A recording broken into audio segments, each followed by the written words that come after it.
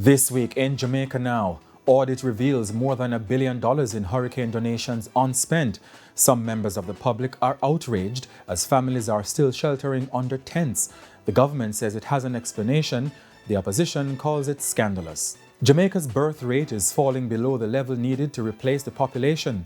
The health minister says the time to act is now. Madam Speaker, I get up this afternoon to make my first sectoral speech. Hold on. Standing orders. And I think you are fully aware. And if I have to stop you again during your presentation, you will not get any additional time. The rules shut down Patois in Parliament, a suggestive billboard taken down, and when I hear persons changing the lyrics of Hilangoli Ride to vulgarity, it pains. It hits me in a place that I cannot explain. I get numb. A cultural war over a rhythm. Jamaica's identity took center stage this week. And a controversial American politician is Donald Trump's pick for ambassador to Jamaica.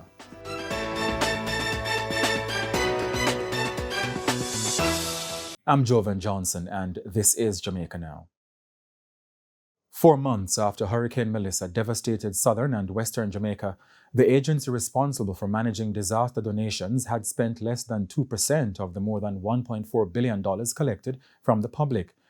A real-time audit by Auditor General Pamela Monroe Ellis, tabled in Parliament on Tuesday, found that as at February 23 this year, the Office of Disaster Preparedness and Emergency Management, ODPEM, had disbursed only $26 million of the $1.44 billion in cash donations received. ODPEM told the Auditor General the low spending was due to the absence of authorization from the Ministry of Finance to release the funds. Hurricane Melissa slammed into Jamaica in October 2025, killing at least 45 persons and leaving more than $12 billion in damage. The audit also found that the unspent balances included funds left over from Hurricane Beryl, which struck Jamaica in July 2024, raising concerns about systemic weaknesses in how donated funds are managed across successive disaster cycles. The Auditor General further identified various delivery verification failures. Of $122.5 million in building supplies sent to Jamaica Defence Force locations, nearly $34 million worth, more than a quarter, was not supported by signed delivery documentation. The Auditor General said donation funds are expected to be used promptly and transparently in accordance with established expenditure plans and donor intent. And the government has used the Auditor General's findings on unspent Hurricane Melissa donations to make the case for the National Reconstruction and Resilience Authority, NARA, a body to fast-track rebuilding projects. Parliamentary Secretary in the Information Ministry, Senator Marlon Morgan, acknowledged the audit finding, but pointed to more than $11 billion in government-funded relief and recovery contracts currently underway. The real-time audit undertaken by the Auditor General, and indeed the report it has culminated in, is really a timely and compelling justification of the urgent need for NARA. Prime Minister Holness and his cabinet deserve full commendation, in my view, for the foresight and pragmatism reflected in the framing of NARA to lead Jamaica's post-Hurricane Melissa reconstruction and resilience building. The public should note that Finance Minister Favour Williams had itemized the 67 billion Jamaican dollars being spent on Hurricane Melissa recovery and relief efforts during her contribution to this year's budget debate. The referenced expenditure includes approximately $10 billion to assist Jamaicans to repair their roofs. It also includes $5 billion provided via the National Work Agency to conduct cleanup and other post-disaster relief activities, and approximately $1 billion was expended on the provision of care packages. It is also important to note that 3.2 billion Jamaican dollars has been expended to assist with the restoration of water supply, as well as an additional $3 billion has been expended to restore our agricultural sector. Senator Morgan's explanation has not chilled outrage in quarters over the audit finding, particularly given that thousands of Jamaicans remain without adequate shelter months after the storm, with some families still living under tents and in makeshift conditions. Opposition Senator Cleveland Tomlinson rejected the government's explanation that bureaucracy slowed the disbursement. He described the situation as unconscionable and scandalous. It is unconscionable and scandalous that the government sat and donated money while thousands of Jamaicans suffered. People were hungry. People were sleeping under damaged roofs or no roofs at all. Families were struggling to rebuild their lives, and the money donated by generous Jamaicans and well-wishers to help them was simply sitting idle, going nowhere. Unlike the government, the facts are honest. The Auditor General confirmed that 88% of the $1.4 billion in Hurricane Melissa donations remain uncommitted. Not just unspent, uncommitted, meaning there was no plan, no contract, no obligation to deploy them. Bureaucracy slows spending, but it does not prevent a government from committing funds. So the question that must be asked is why, several months after Hurricane Melissa, did 88% of donated funds have no commitment whatsoever attached to them? And this appears to be a pattern, because we must recall that the Auditor General said that $138 million from hurricane burial donations in 2024 sat idle and was never reported to the Ministry of Finance as required by the law. Senator Morgan cannot credibly blame red tape for money that was never directed anywhere. These are not bureaucratic delays. This is a governance failure. Jamaicans who donated in good faith deserve accountability, and we're calling on the government to immediately publish a transparent expenditure plan for all outstanding disaster relief funds. A bid by opposition MP Nikisha Burchell to deliver her sectoral debate contribution in Jamaican patois was shut down by Speaker Juliet Holness on Wednesday, reigniting a long-running national debate about the status and place of the Jamaican language and whether colonial-era rules have outlived their purpose. Ms. Burchell, the opposition spokesperson on Culture and Information, did not seek the Speaker's permission to suspend the language rules. The standing orders, which are the rules of Parliament, mandates that the proceedings and debates of the House shall be in the English language. Madam Speaker, I get up this afternoon to make my first sectoral speech for my portfolio. Hold on. Standing orders. And I think you are fully aware. And if I have to stop you again during your presentation, you will not get any additional time. No, and she knows. Broken English.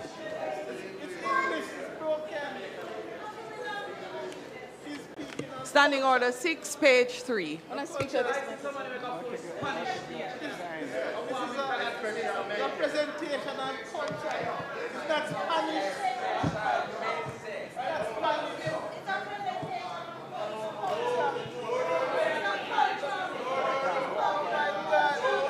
Madam Speaker, here allow me to speak. A leader. Madam Speaker, perhaps I should abandon that attempt to use our local language because I have been reminded of the linguistic conventions of this honorable House. Because maybe there is no more fitting way to begin a presentation on culture than to speak briefly in the language understood by the overwhelming majority of Jamaican people.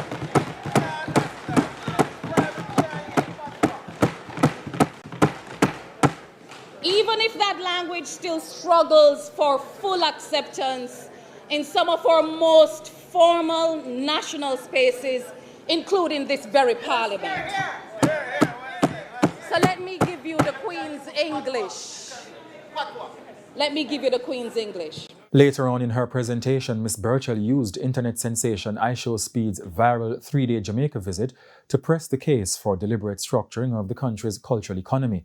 The American content creator, who commands nearly 54 million YouTube subscribers, drew millions of live viewers globally during his visit to Jamaica a week ago. What we witnessed was digital tourism marketing, but it was packaged for iShowSpeed. We deserve that kind of packaging every week, every month in our country, not just to show off once for the year. So why should cultural activation feel seasonal in the cultural capital of the Caribbean? Why should tourists struggle to find recurring, immersive Jamaican cultural experiences every single week? They should be booking flights coming to Jamaica, know that they will see a Jamaican artist performing that week in a stage show somewhere, not just for some fest. Live performances from our major artists, showcases from emerging artists, dramatizations, storytelling activations, folk performance, dance, showcase, artisan markets, and curated cultural experiences continuously across Jamaica, not just one time for eye show speed and to show off for him. And renowned broadcaster and cultural expert Faye Ellington is calling out entertainers who she says are producing vulgar and slack reinterpretations of the revived Hill and Gully rhythm. She warned that it amounts to a defacing of the Jamaican cultural heritage.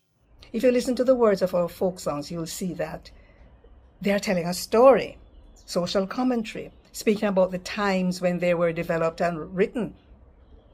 So when I hear persons changing the lyrics of Hill and Gully Ride to vulgarity, it pains. It hits me in a place that I cannot explain. I get numb. What I will say is that Stephen McGregor, I think he's called Genius, has done an amazing thing to take the melody, the folk song, and reposition it in today's day and age and today's culture. Congrats, Stephen. But a number of people have decided to put certain kinds of lyrics to this thing, not understanding that they're defacing our culture, that they're putting us in a place where we'll have to explain to our children. Listen, man, when a child hears the Hill and Gully melody, what do you think they are likely to sing now? And no matter tell me, say you're an entertainer, so you know how parents must take care of their children and raise them, that entertainers have no role to play. Lie! The controversy surrounds the new rhythm produced by multi-Grammy award-winning producer Stephen the Genius McGregor. In April, Mr. McGregor, who is the son of foundation reggae singer Freddie McGregor, said he created it deliberately to merge Jamaica's mental roots with a new generation of artists. Miss Ellington's comments triggered heated social media debate about cultural evolution, respect for heritage, and the boundaries of artistic disagreement. Mr. McGregor reposted a social media comment appealing to persons not to disrespect Miss Ellington. Now, in a response, event promoter Ibrahim Conte pushed back, arguing that Jamaican popular music has never had a golden era of purity, pointing out that mento, the very root of the tradition, was always laced with sexual innuendo. He said rather than condemning artists, the moment should be seized to embed Jamaica's folk music heritage into the national school curriculum. Kingston's Mayor Andrew Swaby says the removal of a sexually suggestive rude boy billboard in Rockfort last week had nothing to do with public backlash and everything to do with planning breaches. Addressing Tuesday's monthly meeting of the Kingston and St. Andrew Municipal Corporation, Mayor Swaby said the sign was erected without the required approval and in a designated sterile area where such installations are not permitted. The billboard, promoting a tonic wine product branded Rude Boy Original, featured a bottle flanked by raised legs in fishnet stockings and high-heeled boots with the slogan, "Drink Rude." Critics said it was sexually suggestive and problematic for being positioned near a school crossing. Others said it was good marketing and pointed to naked statues such as the ones at Emancipation Park in New Kingston. Meanwhile, the St. Catherine Municipal Corporation has announced Thursday the establishment of an ethics committee to vet advertising. The mayor said this is to prevent similar controversies in that parish. Former University Hospital of the West Indies Board Chairman Wayne Chai Chung has told Parliament's Public Accounts Committee he resigned in December 2023 after Health Minister Dr. Christopher Tufton overruled a board decision to replace then acting CEO Fitzgerald Mitchell. Mr. Mitchell was later confirmed as the CEO. Mr. Chai Chung made the comment during an appearance before the committee on Tuesday. It is my understanding, I was not there, I was not present at the meeting itself, but it is my understanding that the minister called a meeting of the hospital senior staff and indicated... Mr. Chaichong, go ahead, please. Indicated that the previous acting CEO would have taken the position or that his appointment was being renewed. And finally, members, why did you resign? Well, I felt that if the board had taken a decision, which is one of the most critical decisions that a board has to make as to the position of the CEO, and if that decision was being overturned, then in essence, the board was being told that it had no power. And I was not willing to continue serving where imperative or where decisions of the board could be overturned without any kind of consultation with the board. The PAC is examining an audit report exposing procurement and governance failures at the hospital. Mr. Tufton, who subsequently dissolved the board following Chai Chung's departure, cited what he described as a clash of personalities and dysfunctionality. The hearing was not without its dramatic moments, though, as government lawmaker Heroy Clark sought to challenge Mr. Chai Chung's honesty about the process to hire a new CEO in 2023. Not aware of the board authorizing payment for the spouse's travel. Did you instruct the board to do so? Authorizing payment? Yes or no? The payment? The board authorized the no, travel. not the board. The board was already not settled on the idea of employing the person. I am asking the gentleman, is it true or false? Am I telling a lie? The board indicated that it wanted to see the individual and complete final due diligence with that individual. And that individual lives overseas. That final due diligence is necessary to be conducted on here in Jamaica. You're not answering the question, sir. Go again. Did you authorize, did you instruct, did you ask, did you recommend any one of them, the board, to pay the traveling amount to the person that came from wherever you say she came from? Again, now, sir. obviously you know that it is a she. Right. Again, sir. The board took the decision. No, it's not the board, Mr. Wayne. But he has answered, innit? And what was the sum that was paid over to the person? I cannot recall. You can't? No. But you know it's a she? Yes. And you can't recall the money that was paid over to the she? I do not believe. No, I cannot recall. And you were a part of the board at that time? Correct. And you were the chairman? That is correct. You know it's a she, but you don't know the money that was paid over? I cannot recall the sum. You know, I came in here this morning and I look at your face and I say, here's an honest man. But then you take all that away from me just now. I don't think you should go there. The committee has requested copies of board minutes dealing with the CEO appointment process. And Health Minister Dr. Christopher Tufton announced sweeping accountability reforms across the public health system, prompted, he said, by recent governance concerns, including the procurement scandal at the University Hospital of the West Indies. From June 1st, all internal audit units across the public health system will be required to submit reports directly to the Health Ministry. Direct contracting above statutory thresholds will also require independent validation for 12 months from that date. Strict timelines have also been imposed for financial reporting. Dr. Tufton outlined the reforms during his sectoral debate contribution in the House of Representatives on Tuesday. Meanwhile, Dr. Tufton has announced that a national fertility and family support strategy is to be developed as the government struggles to respond to data showing Jamaica's birth rate has fallen to a level that can no longer sustain the population. But I believe the time has come for a conversation at the level of communities and families. Consultation with the Minister of Labour and Social Security, we propose a multi-stakeholder national task force on fertility and responsible parenting, drawing membership from health, labour, finance, education, the private sector, academia and civil society. And the task force will produce a national fertility and family support strategy with clear targets, Madam Speaker, subject, of course, to the discussion and agreement of Cabinet. Madam Speaker, let me be clear. The government is not asking Jamaicans to have children for statistical reasons. It is committed to building conditions where family formation is genuinely affordable, structurally supported and celebrated. The intention is to pursue this initiative to affirm that this government continues to believe that family remains the foundation of the nation's future, Madam Speaker. Among the areas the task force will address: expanded maternity, paternity and shared paternal leave, affordable healthcare, improved reproductive and postnatal health services, and stronger community support systems. Jamaica's fertility rate has now fallen to approximately 1.3 children per woman, significantly below the replacement level of 2.1. The ministry warns the decline poses serious long-term risks, including an aging population, rising dependency ratios, and reduced economic activity.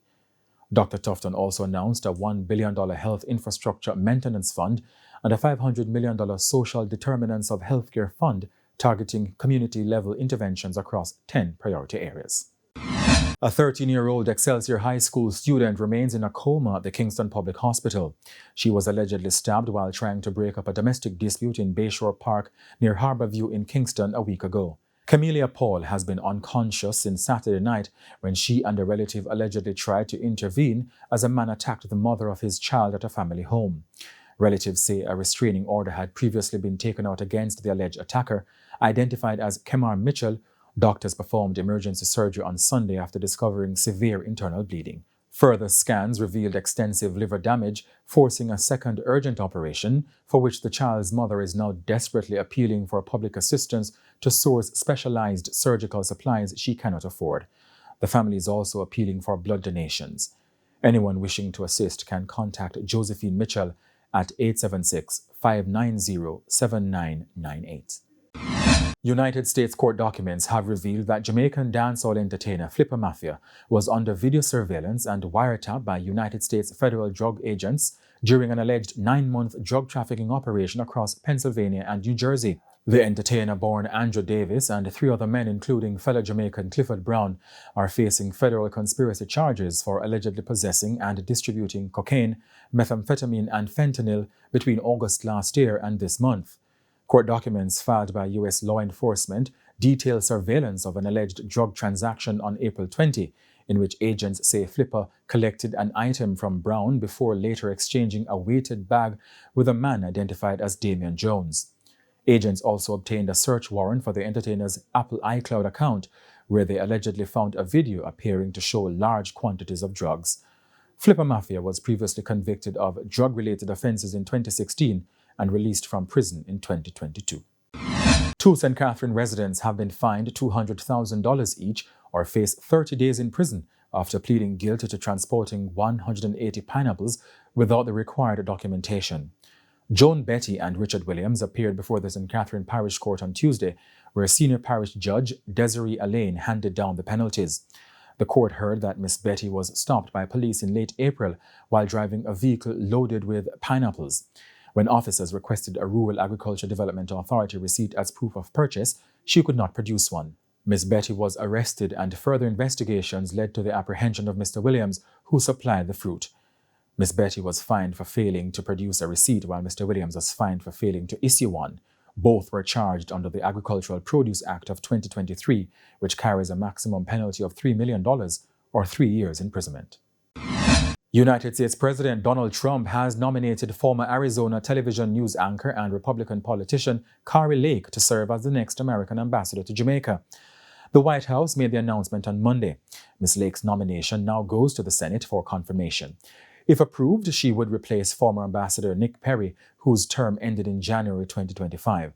Ms. Lake spent more than 2 decades in broadcast journalism before entering politics, where she became a prominent and controversial figure in the Republican Party, refusing to concede her 2022 Arizona loss in the race for governor and promoting claims of widespread fraud in the 2020 presidential election that courts have widely rejected. She currently serves in the Trump administration as head of the U.S. Agency for Global Media. That entity oversees the federally funded Voice of America network that she led efforts to dismantle. Following the White House announcement, Ms. Lake thanked the president and wrote on social media that Jamaica is a country she knows very well and is full of incredible people. She said if confirmed, she looks forward to strengthening the partnership between the 2 nations and advancing America's interests abroad. The nomination comes as Caribbean governments navigate shifting and uncertain U.S. foreign policy priorities under Trump's 2nd term. And that's it for this edition of Jamaica Now, your weekly review of the big news stories. Send us your comments at onlinefeedback@gleanerjm.com. Follow us on X, formerly Twitter, and Instagram at Jamaica Gleaner, and on Facebook at Gleaner Jamaica. Like this video on our YouTube page, turn on your notifications, and subscribe today. I'm Jovan Johnson.